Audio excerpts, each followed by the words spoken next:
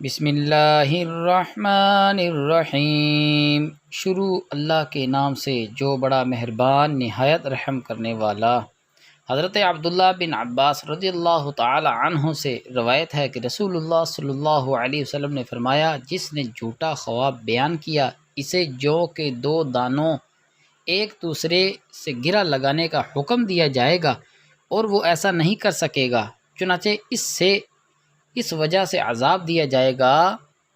رسول اللہ صلی اللہ علیہ وسلم نے فرمایا، خواب کی تعبیر جب تک بیان نہ کی جائے اس وقت تک گویا وہ پرندے کے پاؤں میں ہوتا ہے، جب تعبیر بیان کر دی جائے تو واقعہ ہو جاتا ہے۔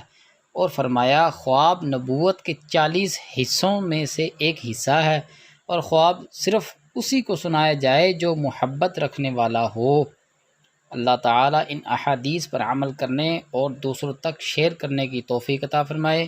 آمین بجاہ النبی الامین وصلی اللہ علیہ وسلم۔